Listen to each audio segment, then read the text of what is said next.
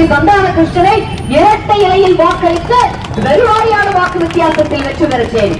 எனக்கு ஒரு ஆசை, உண்மையிலேயே இந்த சமூகம், தமிழ் சமூகம் அரசியல் விழிப்புணர்வு பெற்றது என்றால் இவ்வளவு பெரிய ஆட்கள் அப்படின்னு ஒரு பிம்பம் இருக்கே, அதை உடைக்கணும். நான் முதலமைச்சர், என்கிட்ட இத்தனை லட்சம் கோடி இருக்குது அப்படின்னு நினைச்சு வர்றவங்க, மக்களை விலைக்கு வாங்கிடுவேன் வர்றவங்களை தோக்கடிக்கணும். உண்மையான அரசியல் என்பது அதுதான்.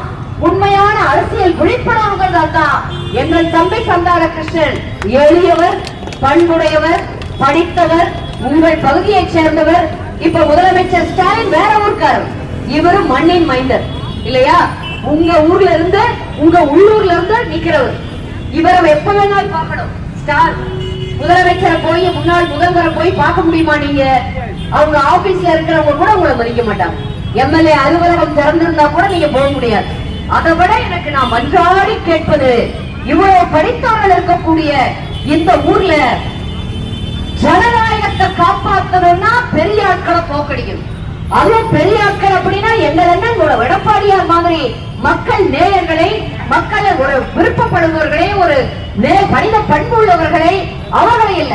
இப்படி மனித பண்பே இல்லாம சீஃப் மினிஸ்டர் பேசுற பாத்துருக்கீங்களா? அப்படியே பார்த்துட்டு மேலதான் பார்த்துட்டு போவார், கீழே யாரையும் பார்க்கவே மாட்டார்.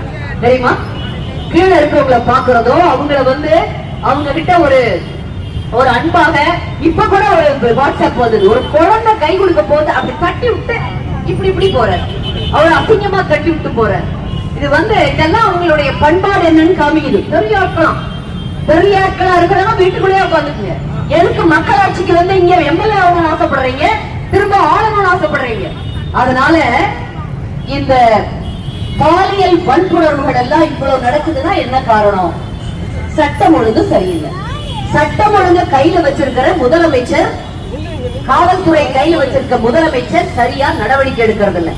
இந்த மாதிரியான குற்றங்கள்ல தலையிடக்கூடிய பண்ணக்கூடிய எல்லாருமே பெரும்பாலும் 90% இவர்களாகவே திமுக நிர்வாகிகளாக இருக்கிறாங்க. சட்டம் ஒழுங்கு இல்லைன்னா அமைதி இல்ல. அமைதி இல்லைன்னா எப்படி வீட்டுல நிம்மதி இருக்கும்?